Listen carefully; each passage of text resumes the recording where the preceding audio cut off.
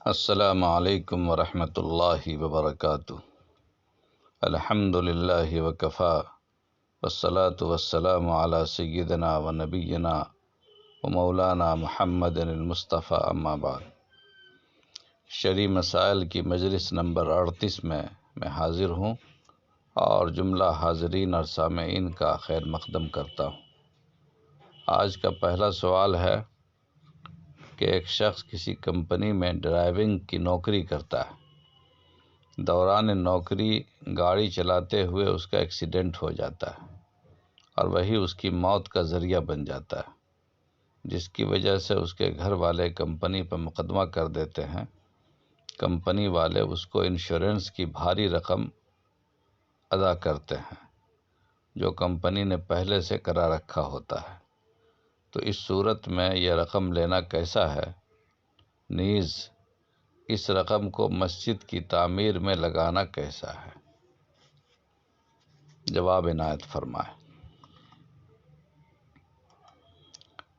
جواب یہ ہے کہ انشورنس شریعت میں حرام ہے۔ اس لیے اگر کسی نے لا علمی میں انشورنس کرایا ہوا ہو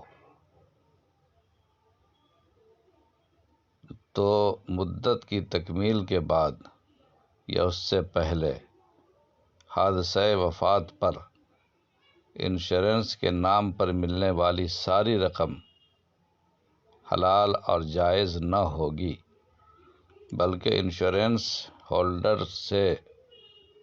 ہولڈر نے جتنی رقم جمع کی ہے صرف وہی حلال اور جائز ہے، اور اسی رقم کو مسجد کی تعمیر میں صرف کر سکتے ہیں۔ بقیہ رقم کو بلا نیت ثواب غربا و مساکین کو صدقہ کر دینا لازم ہے۔ دوسرا سوال ہے کہ عوام میں مشہور ہے کہ ماں سے دودھ معاف کراتے ہیں اور اس کو یہ خیال کرتے ہیں کہ اگر ماں سے دودھ معاف نہیں کرایا تو قیامت میں اس کا حساب دینا ہوگا۔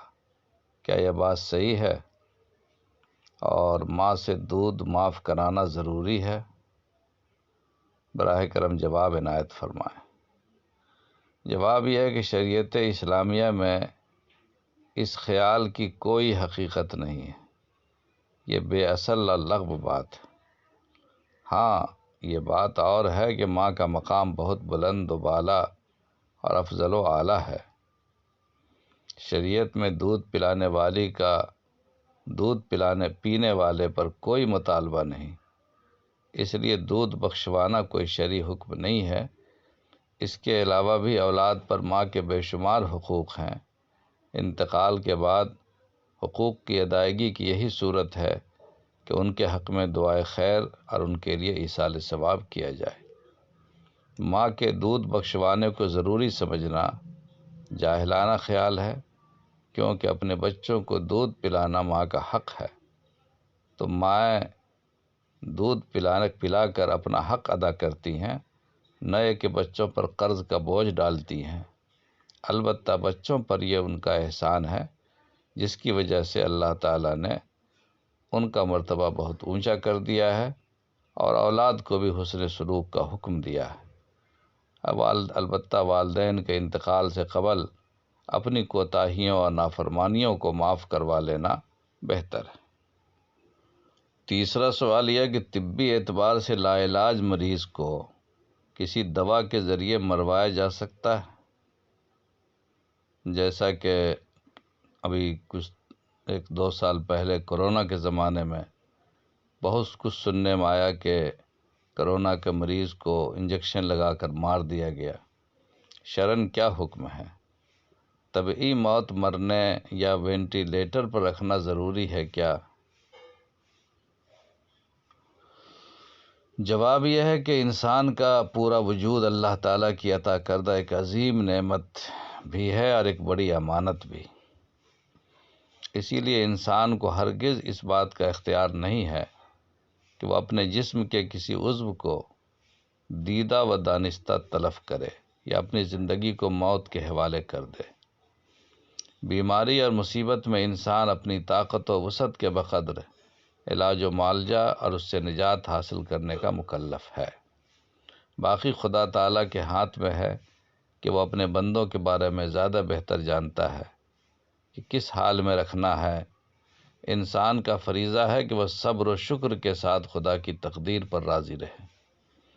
حقیقت میں غور کیا جائے تو معلوم ہوگا کہ اصلاً کوئی مرض لا علاج نہیں ہے۔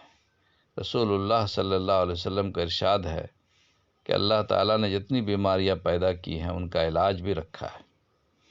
ہاں، یہ ممکن ہے کہ انسان کی نظر و تحقیق ابھی تک اس دوا تک نہ پہنچ سکی ہو، چنانچہ بار بار کا مشاہدہ ہے کہ ڈاکٹر بیماری کو لا علاج بتا کر مریض کو واپس کر دیتے ہیں، مگر بسا اوقات وہ معمولی سی دوا سے بھی بالکل شفا یاب ہو جاتا ہے۔ اس لیے مرض کو لا علاج سمجھ کر خود موت کی دوا لینا یا کسی کو موت کی دوا دے دینا شرعاً جائز نہیں ہے۔ فقہائے کرام کی وضاحتوں سے معلوم ہوتا ہے کہ وہ دوائیں جو زہریلی ہوں، اگر غالب گمان ان کے پینے سے موت کا ہو تو ان کا پینا حرام ہے۔ اس لیے شدید بیماری کے باوجود بھی نہ موت کی گولی کھائی جا سکتی ہے اور نہ ہی کسی کو دی جا سکتی ہے۔ وینٹیلیٹر کے سلسلے میں یہ حکم ہے کہ اگر وینٹیلیٹر کے لگانے کی وسعت ہے تو اسے استعمال کریں، ورنہ خدا کے بھروسے پر رہیں، وہ اپنے بندوں پر زیادہ مہربان ہے۔